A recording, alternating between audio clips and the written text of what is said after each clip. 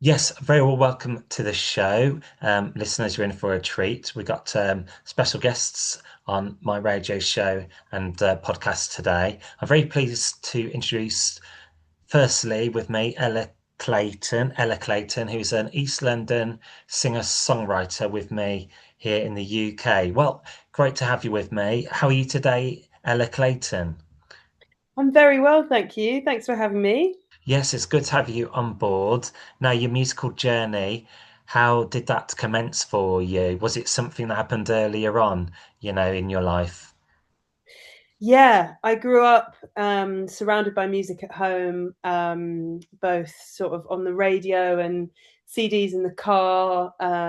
Both my parents also play music, not professionally, but my dad plays guitar and my mum sings, and we always made music together, and we still do. So that was my sort of first introduction to it, and then caught the bug big time, and I haven't really stopped since. That is good to hear. You're busy promoting a brand new single, As You Are, which was Yeah. released 24th of April, the day after St. George's Day. Can you just tell Mhm. me and my listener, what inspired you to, put this song together and release it? Yeah, so this song is a friendship love song. The majority of tracks that I make are inspired by romantic love, and I wanted to make a song about the sort of joys of friendship, really, as cheesy as that sounds. So this song is from my album "Could It Be You," which came out on Friday, the 24th of April, and it's the closing track on the record. And when we were recording it, my producer thought it would be a great idea to have a sort of surprise ending, which I love. So it feels like the track stopped, and then we come back in for this quite trad folk like jam at the end, and it just felt like the perfect closer to the album. Yeah, I've had a listen to it, and it has ingredients of folk and indie in there. Is that the kind of styles you were aiming to achieve? Yeah, I guess so. It's never sort of the um, thing I'm thinking about when I'm writing, but I would say that my music definitely fits into those genres. And you put the violin on this record as well. Did you think Yeah. that made it, gave it that extra edge to the song?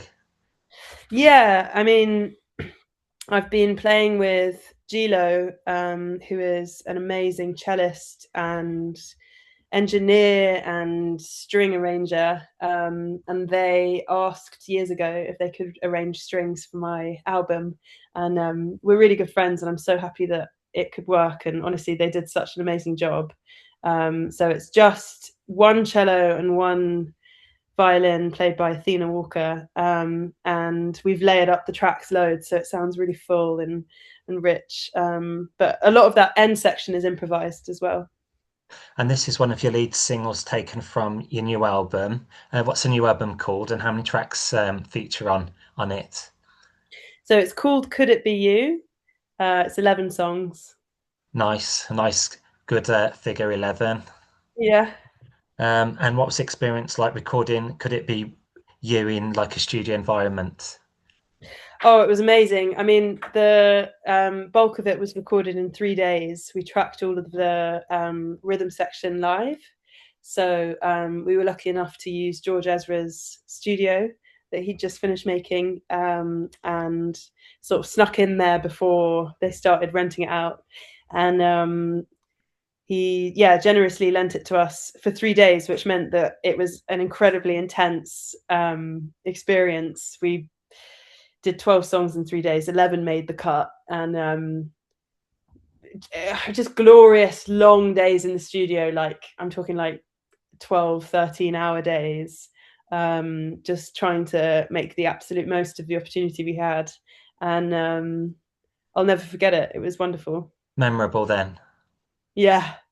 And doing hundreds of these interviews, I never ask this question. When you're in a recording studio, people may not necessarily know that when you record a song, you have to do several, if not dozens of takes to get that, the final Yeah. mastered result. Did you find that was the case when you recorded this? You done like multiple takes, you know?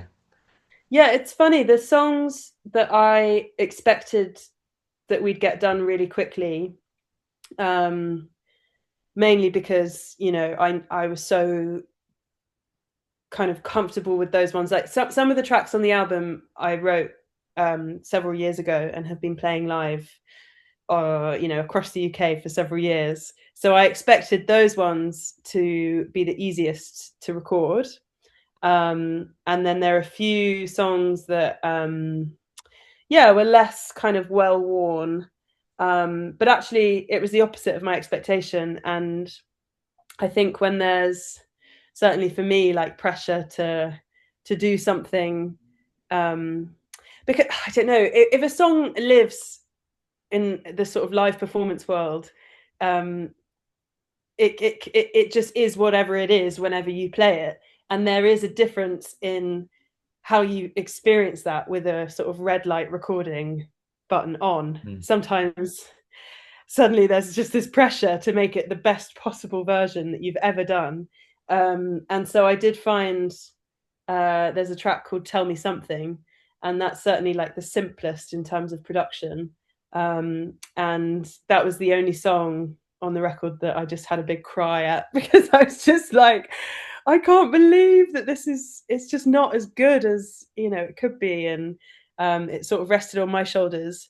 But I had a big cry, and then the boys were really kind. My producer Lester is like a big brother, and he just gave him this big hug, and then we came back in and we did it, and it was great. But then on the flip side of that, there were songs that I was sort of, if not worried, like apprehensive at how we'd managed to record it, that just happened so smoothly and quickly. And it was an amazing surprise in that way. So yeah. Yes, sometimes nice just to talk about, behind the scenes logistics about, the making of a song. And 3 days is very good going, to Yeah, we that added result. the strings and the extra sort of guitar parts and backing vocals and everything like that over the coming months. But the rhythm section, the sort of spine of the album, was recorded really quickly. Got it. And let's chat about some of the other featured songs on the album. Please Me, that's an opener. It's a beautiful opener to your record. Could you just Thank you. tell me more about Please Me? Please Me is one of the more soulful tracks on the album. Um, it's a sort of love song for people with anxious avoidant tendencies. It's quite a sort of guarded, cynical take on dating. But then I think the sort of change, the sort of thematic turn in the song is realizing that actually maybe I or whoever the song's about isn't as guarded as they thought they were, and that maybe they're just waiting for something that feels really right. They have higher standards. Hmm. And as a British artist, have artists been a big factor in inspiring and influencing your music? So, just for an example, I heard one of your songs, "Rain All Day," and it kind of reminds me just along the lines of Nick Drake. Oh, I love Nick Drake. Yeah, I mean, absolutely. Laura Marling, I discovered when I was like 12, 13. I think she's been a huge influence on my songwriting. Um, the next couple of musicians that came to mind were all American. So no, John Martin is Scottish, but he's an absolutely incredible songwriter. And yeah, I mean, there's so many constant inspirations. And the Seagull song as well. Can you tell me more about that? So the Seagull song, um, I almost want to kind of leave the description of what it's about up to the listener, because it's one of those ones that's a little bit more vague, but it's a storyteller song, and I'd like people to sort of work out their own interpretations to it. But that's one of the ones that Gilo uh, arranged the string section for, and when we listened back to it, it was just such an emotional experience. I really love what Gilo did with the strings on that song. It's a very simple production. It's just guitar, me singing, and violin and cello. But I'm glad you like it. And you wrote a song about October as well. Was that from a personal experience, maybe a favorite month of the year, time of the year? Well, that song is about a really dear friend of mine who struggles a lot with mental health, and her depression usually gets worse as we leave the summer and come into the winter months. Um, so it's less about how much I love October and more about the feeling of loving someone and being in close proximity to them and feeling just this sort of impossible distance between you and not being able to help them deal with the things they're going through. Yeah.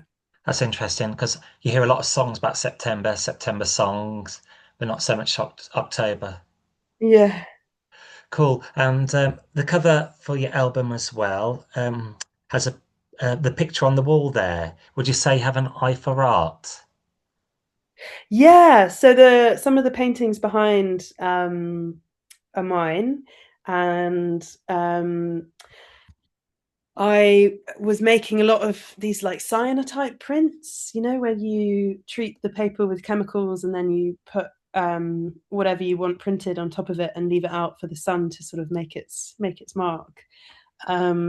So the songs themselves are sort of like snapshots, little mosaic tiles of my life, and I wanted the album art and the single covers to sort of carry on that theme visually.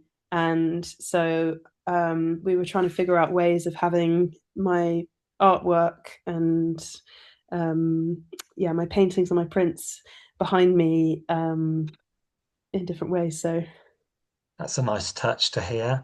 And your yeah. music as well, receiving critical acclaim from the likes of the Independent newspaper. And there's a lifestyle website, I believe it's called God is in the TV as well. How does that feel to be recognised, with good praise like that from music publications?